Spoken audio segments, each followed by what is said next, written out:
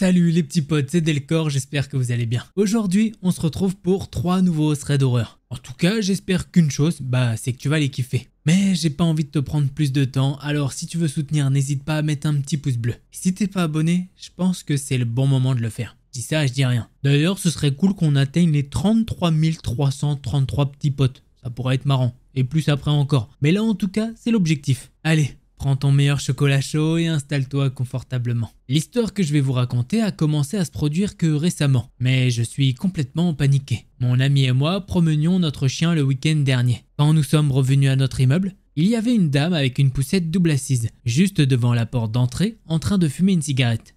Je pensais que c'était bizarre, mais ma copine a dit que c'était peut-être juste qu'elle essayait de rester au frais parce que nous avions une vague de chaleur. Je ne m'y suis pas attardé et j'en suis resté là.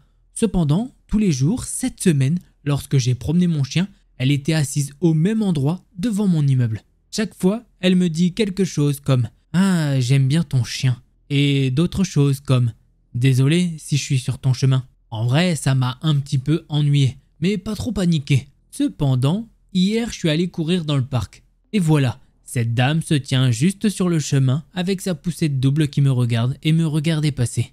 À partir de maintenant, là, ça commençait à me faire flipper. Et une chose si elle est devant mon immeuble, mais c'en est une autre si elle est littéralement juste là, sur mon itinéraire de course. Ce matin, c'est encore arrivé. Je promenais mon chien dans une rue latérale et j'ai immédiatement repéré cette dame. J'ai traversé de l'autre côté de la rue pour que mon chien n'aboie pas. Et je me suis dit, cette dame va encore être sur le perron de mon appartement. Et là, effectivement, elle était assise avec ses 2 enfants dans la poussette. Elle leur parlait et elle leur disait de quelle couleur étaient les voitures qui passaient, tout en me regardant droit dans les yeux. J'ai alors couru dans mon appartement en tremblant et j'ai envoyé un texto à mon amie à ce sujet. À ce stade, elle aussi pense également que cette dame est très bizarre. Évidemment, tout cela pourrait bien être qu'une coïncidence. Mais quelle raison a cette dame de se tenir devant mon immeuble tous les jours si elle n'habite même pas ici ? Je pense contacter la direction de mon appartement pour les informer de son flânage et voir s'ils peuvent faire quelque chose à son sujet. Bon, première histoire plutôt tranquille, on va pas se mentir que peut-être c'est juste une coïncidence, on sait pas. Jusque là, je sais pas, ça va. On va dire que là il s'est rien passé, c'est tranquillo pilo. Hein, on se le dit. Tranquillo pilo, je viens de l'inventer, c'est bien. Tu peux le mettre dans les commentaires, tranquillo pilo. Allez, on passe au deuxième thread d'horreur.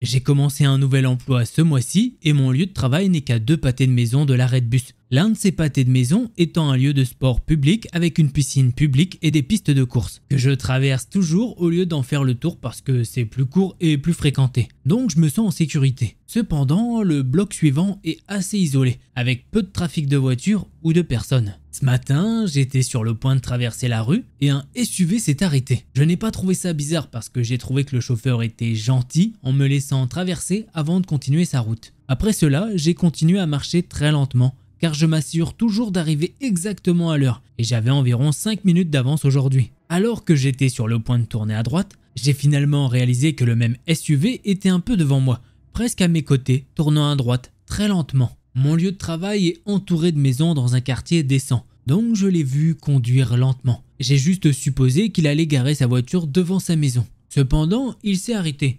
Et moi, je me suis dit, peut-être qu'il attend d'ouvrir le porche de sa maison. Mais au lieu de sortir de la voiture, il est resté là.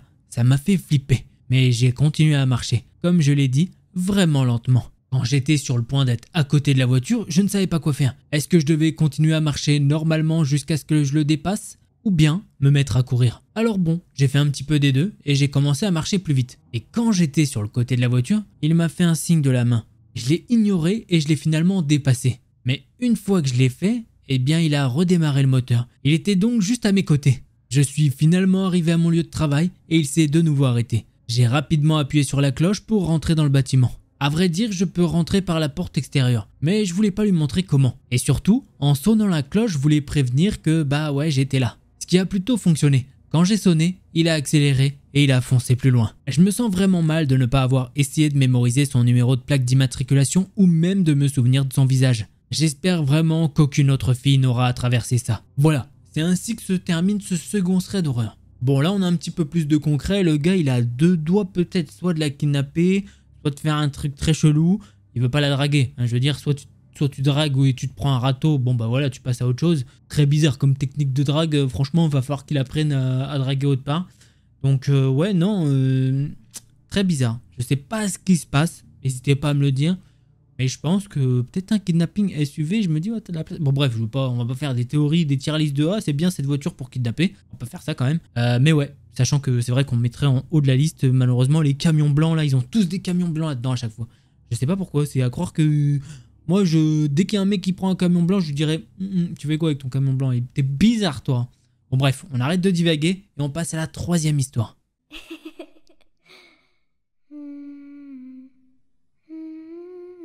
Bon, juste avant de commencer ce troisième thread d'horreur, si tu l'avais pas fait, n'oublie pas, un petit pouce bleu, ça fait jamais de mal. Allez, on commence tout de suite. Je suis actuellement caché sous mon lit et j'ai besoin de tous les conseils possibles. Mais vous aurez besoin d'un peu de contexte pour savoir pourquoi. Alors je vais vous donner quelques détails sur la façon dont je me suis mis dans cette situation. Mon frère et moi n'avons pas grand chose en commun. Nous ne nous détestons pas. Mais à la fin de notre adolescence, nous avons eu l'impression d'être plus des colocataires que des frères et sœurs. Nous nous voyions après l'école ou le travail. Nous mangions ensemble, nous nous demandions comment se déroulaient nos journées respectives et nous allions faire nos propres trucs. Il se retirait dans sa chambre pour jouer de la guitare et je me retirais dans ma chambre pour jouer. Avec le temps, nous nous sommes tous les deux habitués à sortir avec nos amis le soir. La tradition non écrite qui a été établie était que celui qui rentrait à la maison vérifiait la chambre de l'autre pour voir si nous étions bien rentrés. Bon, habituellement, c'était moi qui le surveillais, car mes amis et moi restions dehors plus tard. J'étais à l'aise de voir la tête de mon frère passer par la porte pendant que je m'assoupissais. Jusqu'à ce week-end. Mon frère avait prévu de partir en camping avec ses copains pour le week-end. Pendant tout ce temps, j'assistais à un festival de musique en ville pour mon week-end. Je n'avais aucun intérêt à organiser des after-parties ou à ramener des filles à la maison. Alors j'ai prévu de m'écraser à la maison chaque soir. J'avais un nouveau travail qui commençait lundi. Alors j'ai décidé de faire le festival de musique complètement sobre. La première nuit a été géniale. Je suis rentré à la maison à 1h du matin et je me suis allongé sur le lit et j'ai laissé le bon vieux sommeil me prendre. Mais j'ai remarqué que la porte commençait à s'ouvrir. Effectivement, j'ai vu une tête sortir de la porte ouverte. C'était mon frère qui me surveillait. Je l'ai alors regardé en levant le pouce pour lui dire comme quoi tout allait bien. Il m'a alors répondu « Bonne nuit petit frère ». Ensuite il a reculé et fermé la porte derrière lui. Est-ce qu'il n'allait camper que pour une nuit? À vrai dire, j'y ai pas trop pensé, étant donné que je me suis assoupi. Je me suis réveillé au son de sa Jeep qui démarrait. Il a effectivement passé la nuit ici. La deuxième nuit du festival de musique s'est terminée un petit peu plus tard. C'était mon artiste préféré qui jouait ce soir-là et je voulais me faufiler dans les coulisses pour le voir. Mais en vain. Le Uber m'a alors déposé chez moi à 1h45. Là, mon cerveau devait être un petit peu fatigué parce que je suis allé vérifier la chambre de mon frère. Et j'y ai rien vu, normal, il était en train de camper. J'ai jeté les vêtements et je me suis écroulé sur mon lit. Je m'endormais quand j'ai entendu « Bonne nuit petit frère ». La voix que j'ai entendue ressemblait à celle de mon frère. Mais il y avait quelque chose de différent. On aurait dit qu'il y avait un étrange bourdonnement. J'ai alors bondi et j'ai vu ma porte entrouverte. J'ai entendu des pas qui semblaient maladroits, juste derrière la porte. J'ai alors à demi crié « Attends, attends !» Dans le processus, j'ai sûrement réveillé mes parents. Les pas maladroits se rapprochaient de la porte et je vis la tête de mon frère en sortir. En vrai, j'étais soulagé. Mais quelque chose était différent. Sa tête était quasiment en train d'heurter le cadre de la porte. Et mon frère n'a jamais été aussi grand. À partir de maintenant, je regrette la décision que j'ai prise. J'ai décidé de faire comme s'il n'y avait rien. J'ai dit « Ouais, je suis content que tu sois à la maison ». Tout ça d'une voix un petit peu nerveuse. Il me fixait, avec des yeux intenses, comme s'il essayait de voir derrière moi.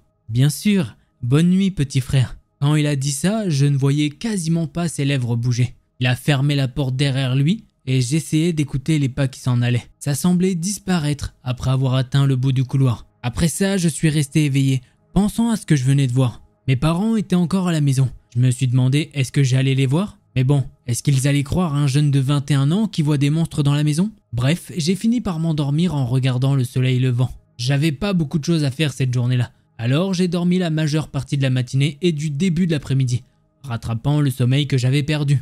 J'ai demandé à mes parents s'ils se déplaçaient la nuit dernière. Ce à quoi mon père m'a répondu que non, il m'avait juste entendu rentrer à la maison. À part ça, rien d'autre.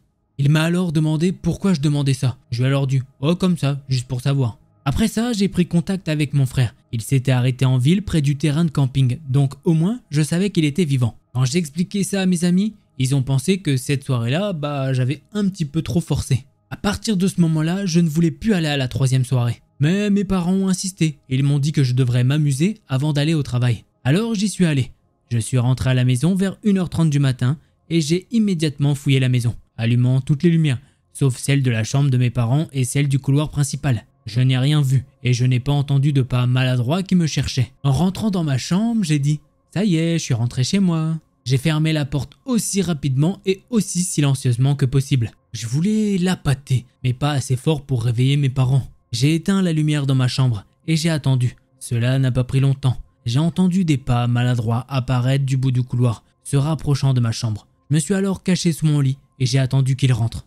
Pour une petite sécurité, j'ai mis une couverture de rechange sur moi en dessous du lit. Mon cœur battait probablement assez fort pour réveiller mes parents quand j'ai vu la porte s'ouvrir. J'ai vu la chose se faisant passer pour mon frère passer la tête dans ma chambre. Après ne pas m'avoir vu dans mon lit, le cou de la chose s'était tiré et tordu, faisant des sons les plus inconfortables. Je ne pouvais pas distinguer les détails du corps, mais il était grand. Son cou s'étendait sur plus de 50 cm, scannant la pièce. Mais l'être lui-même n'est jamais rentré complètement dans ma chambre. À force, sa tête touchait maintenant le plafond, s'y frottant comme un serpent sur le flanc d'un terrarium. Au fur et à mesure que mes yeux s'ajustaient, je pouvais finalement voir un corps avec une peau si flasque qu'il semblait fondre de son corps debout juste derrière la porte. Il faisait au moins 2,30 m. Puis d'un coup, comme ça, il a grogné, comme une espèce d'animal sauvage. J'étais sur le point de crier, mais j'ai réussi à mettre ma main devant ma bouche. J'ai pu entendre cette créature dire « Petit frère, petit frère ». Son bras affaissé attrapa la poignée de la porte et il commença à reculer lentement, fermant la porte derrière lui. Je n'ai pas bougé de dessous le lit. Je veux appeler les policiers, même si ça réveille mes parents. Mais qu'est-ce que je dois dire ? Est-ce que je dois dire qu'il se passe quelque chose d'étrange comme ça dans ma maison? Est-ce que la police trouvera quelque chose? Ou est-ce que cette chose disparaîtra dès que quelqu'un rentrera dans la maison? Ou pire encore, est-ce que cette chose va s'en prendre à l'un d'eux? Je n'ai pas encore entendu la créature partir. J'entends marmonner quelqu'un derrière la porte. Alors s'il vous plaît, aidez-moi. Ah, j'avoue, j'aime beaucoup ce troisième trésor. On va pas se mentir, je l'aime beaucoup. Très cool, très cool à voir. Je peux pas vous dire si c'est vrai, pas vrai. Chacun se fait son avis là-dessus. Chacun a ses croyances, donc voilà. Si vous avez kiffé, bah vous me le dites en commentaire et avec un petit pouce bleu, je comprendrai. Bon voilà, si toi là t'étais pas abonné, fais-le. Il va y avoir pas mal de choses sur la chaîne qui vont arriver. Bon, et si t'en veux encore, je t'invite à aller voir cette vidéo là. En attendant la prochaine vidéo, portez-vous bien, tous les petits potes.